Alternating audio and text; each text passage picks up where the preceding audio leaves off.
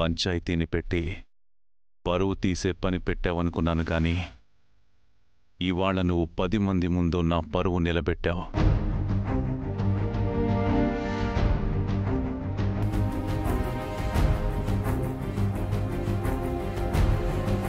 నా కొడుకుతో సమానమైన నా మేనల్లుడు నా కూతుర్ని చేసుకోకుండా నా పరువు తీస్తే నువ్వు ఇంతమంది ముందు నా పక్కన నిలబడ్డావు.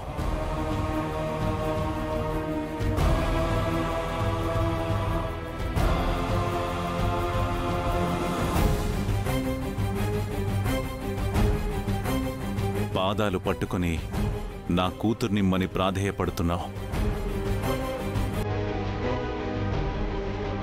నాకు నీకంటే మంచి అల్లుడు, నా కూతురికి నీకన్నా మంచి మొగుడు ఎక్కడ దొరుకుతాడు బాబు?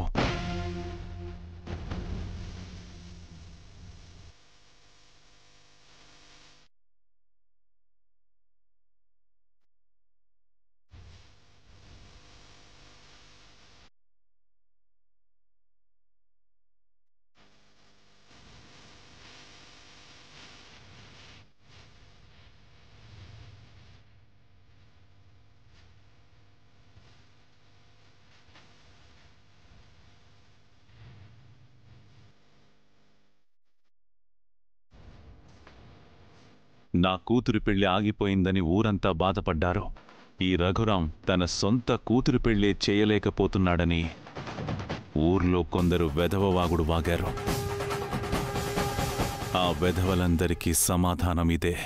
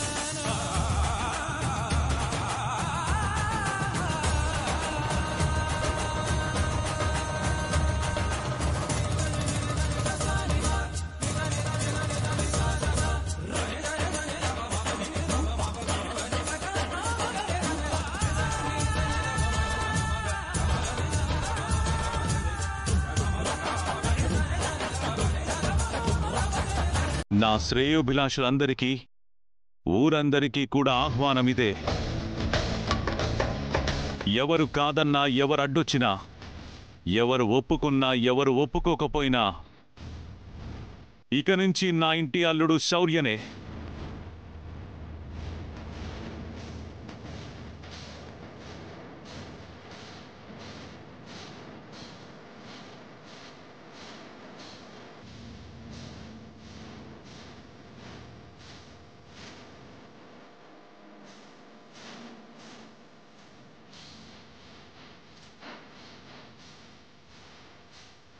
అతి త్వరలోనే నా కూతురు రామలక్ష్మికి శౌర్యకి వివాహం జరిపించబోతున్నాను.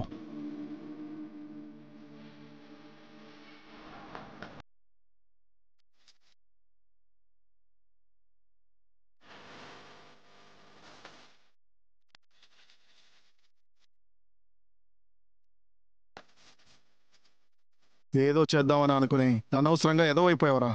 ఆటోమేటిక్గా వాడు హీరో అయిపోయాడు. శౌర్య, పద మన ఇంటికి వెళదాం. అలాగే మావయ్య.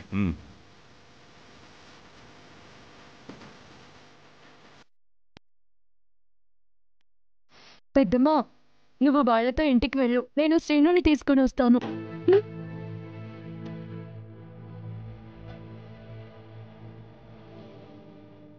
మా తోడుకు తోడయ్యావు మాని, మా అయ్యకు వండై నిలిచావు.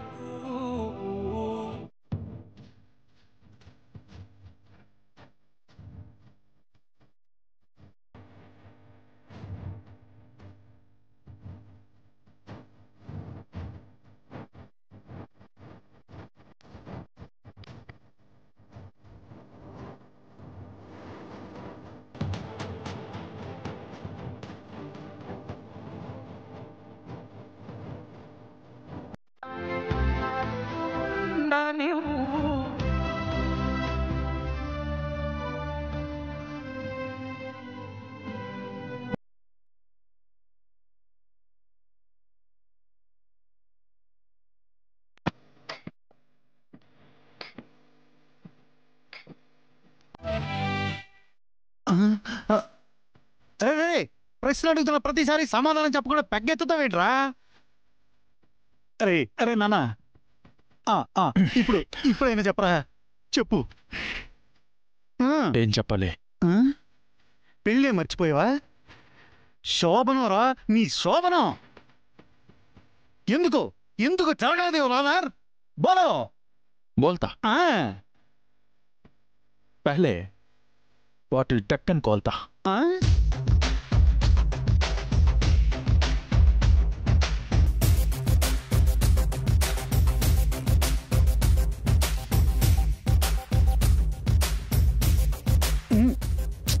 అబ్బా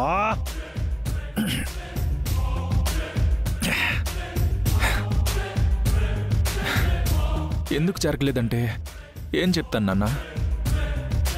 ఎన్నెన్నో అనుకుంటాం, అన్నీ జరుగుతాయో చెప్పు? రే, అన్నీ జరగపోయినా పర్లేదు కానీ శోభనం జరగాలి కదరా. అన్నీ తెలిసే అన్నీ అర్థం చేసుకునే కదా ఆద్య నిన్ను పెళ్లి చేసుకుంది. రే, పెళ్ళంటూ చేసుకున్న తర్వాత శోభనం గదిలో ఇద్దరూ పాలు నీళ్ళలా కలిసిపోవాలి గాని నువ్వు బావి దగ్గర నీళ్ళలో తడిసిపోవడం ఏంట్రా?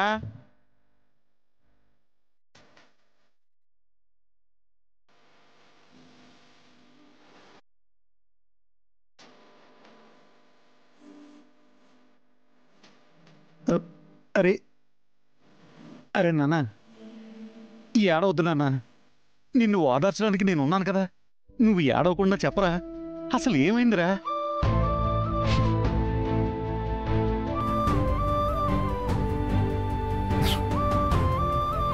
చెప్పరా ఏమైంది? జరిగింది వేరు నాన్న, జరుగుతున్నది వేరు. ఇంకా నా శోభనం జరుగుతుందో లేదో నాన్న? అదిగో మళ్ళీ అదే అంటావేంట్రా? అసలు ఏం జరిగిందో ఏం జరుగుతుందో నాకు చెప్తే కదరా తెలిసేది. నాన్న, నీ శోభనం నేను జరిపిస్తాను రా. మై హోనా? ఇదిగో ఈ వెంకట్రావు హైనా. నాన్న చెప్పరా, చెప్పు. నేను ఆద్య కలిసి పెళ్లి చేసుకున్న ఆ రోజు మండపం దగ్గరకు వచ్చామా? వచ్చారు. కానీ ఆ వచ్చాక జరిగింది మీకు తెలుసు, కానీ అసలు అంతకుముందు ఏం జరిగిందో మీకు తెలీదు, మామయ్యకి తెలీదు, అసలు ఎవ్వరికీ తెలీదు. కానీ ఆ నిజం, ఆ నిప్పులాంటి నిజం, నా గుండెల్లో మంటలా మండుతున్న నిజం నేను చెప్తాను నాన్న.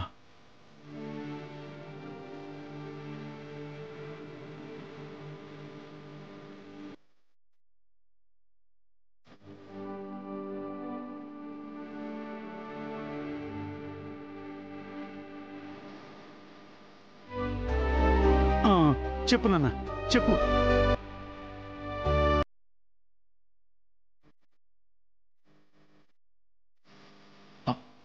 ఆద్య, శ్రీను నీతో మాట్లాడాలి. రా, ఆద్య, త్వరగా రా. రా శ్రీను. ఏమైంది? ఆద్య అని పలకంగానే ఎలా ప్రత్యక్షమైందేంటి?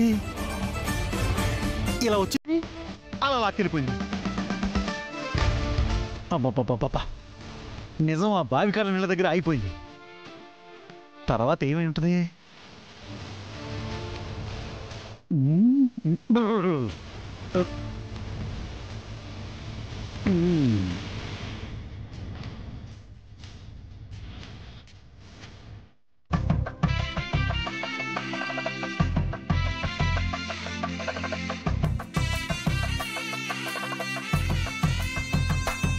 చూసావా, సాధించాను. చావా? కాదు, నిన్ను. నన్ను చచ్చినా సాధించుకోలేవు. అదేంటి, మీ నాన్న చెప్పింది ఒప్పుకుంది వినలేదా నువ్వు? నేను ఓకే అన్నట్టు ఏవైనా విన్నావా?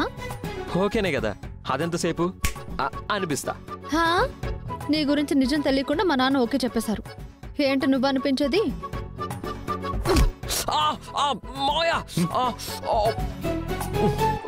ఏమైంది శౌర్య? ఏం లేదు మావయ్య, మీరు పదండి, వస్తున్నాం. రామా పద. ఏమైంది? కొట్టేస్తా. హే వెళ్ళు. సరే, డిస్టెన్స్ మెయింటైన్ చేయి. సరే పద. నడు. సరే పద.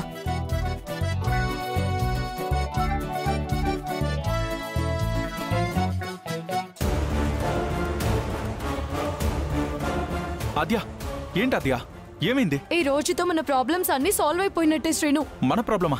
అంటే శోభనం గురించేనా? చిచి, పంచాయతీలో జరిగిన దాని గురించి. శోభనం మ్యాటర్లో పంచాయతీ ఎక్కడి నుంచి వచ్చింది? ఎక్కడి నుంచి వచ్చిందో చెప్తాను, కాస్త పూర్తిగా విను.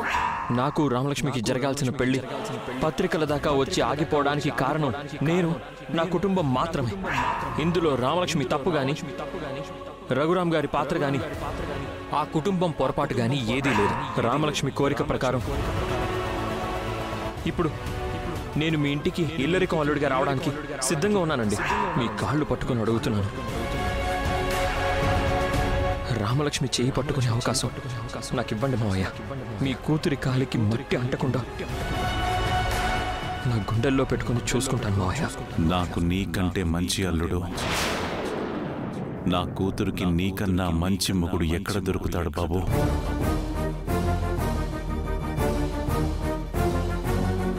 ఇక నుంచి నా ఇంటి అల్లుడు శౌర్యనే. అతి త్వరలోనే నా కూతురు రామలక్ష్మికి శౌర్యకి వివాహం జరిపించబోతున్నాను. అంత జరిగిందా? అంతా మన మంచి కోసమే జరిగింది శ్రీను. ఇక నుంచి మనం భార్యాభర్తలుగా నటించాల్సిన అవసరమే లేదు. పెద్దనాన్న రామ శౌర్యల పెళ్లికి ఒప్పుకొని వాళ్ళిద్దరిని ఇంటికి వెంట పెట్టుకుని వెళ్లారు. వాళ్ల సమక్షంలోనే మనం పెళ్లి నాటకం ఆడింది వాళ్ల కోసమే అని చెప్పామంటే మనకి ఏ బాధ ఉండదు, ఏ గొడవ ఉండదు. అందుకే నన్ను లాక్కెళ్తున్నావు. అందుకే రా, త్వరగా వెళ్ళి నిజం చెప్పేద్దాం. చెప్పాల్సిందే ఆద్య. చెప్పాను కదా, మనమందరం మళ్ళీ కలిసిపోతాం.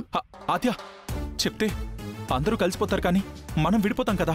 ఏంటి అంటే రామలక్ష్మి శౌర్యని నిజంగా అపార్థం చేసుకుంటుంది కదా. నిజం అదే కదా. కానీ నువ్వు కూడా మీ నాన్న విషయంలో నన్ను అపార్థం చేసుకుంటున్నావు కదా. అపార్థం కాదు, నిజం. ముందు రా. ఆద్య, రా శ్రీను. ఆద్య, అబద్ధం ఆద్య. లై డిటెక్టర్ పెట్టి అడిగినా నేను చెప్తుంది నిజం ఆద్య, నువ్వు చెప్తుంది నిజం కాదు. ఇప్పుడు ఆ నిజంతో ఎందుకు? మనం నిజం పెళ్లి చేసుకోలేదన్న నిజం చెప్పేస్తే పోతుంది కదా. పద. ఈ అబద్ధం పెళ్లి వల్లైనా నాతో నువ్వు ఉంటున్నావు, కానీ నిజం చెప్తే నాతో నువ్వు ఉండవు కదా. నీతో నేనెందుకు ఉండాలి? నేను నిన్ను ప్రాణంగా ప్రేమిస్తున్నాను కాబట్టి. నువ్వు మా నాన్న ప్రాణాలు తీయాలని చూసినప్పుడే ఆ ప్రేమ పైన నాకు నమ్మకం పోయిందని చెప్పాను కదా. ఆద్య, ముందు వెళ్ళి పెదనానికి నిజం చెప్దాం పద. ఆద్య, వద్దాద్య. మనం వెళ్ళి మావయ్యకి మన పెళ్లి గురించి నిజం చెప్తే ఏం జరుగుతుందో తెలుసు కదా. వద్దాద్య, నన్ను ఉత్తుత్తు మొగుడుగానే ఉండని వాద్య. ఓవర్ చేస్తున్నావేంటి? పాపం అని రామలక్ష్మి కోసం చిన్న నాటకం ఆడితే ఆ నాటకాన్ని అలాగే కంటిన్యూ చేయమంటావా ఏంటి? నీకు అసలు భార్యగా ఉండడం కుదరదు. ఉత్తుత్త భార్యగా ఇప్పటిదాకా ఉండడమే గొప్ప. ఇంకా నాకు ఈ వేషం అవసరం లేదు. నీతో నాకు ఏ విషయంలోనూ సంబంధం లేదు, ఉండకూడదు. ఇంకా ఈ తాళే అవసరం లేదు.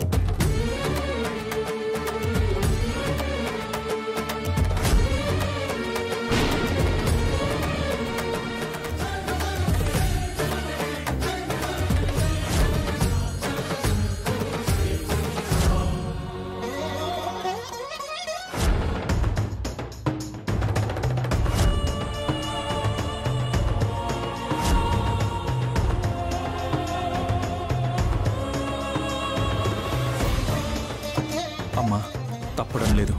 తప్పేమన్నా అయితే క్షమించు, కానీ మమ్మల్ని చల్లగా 10 కాలాలు కలిసుండేలా దీవించు.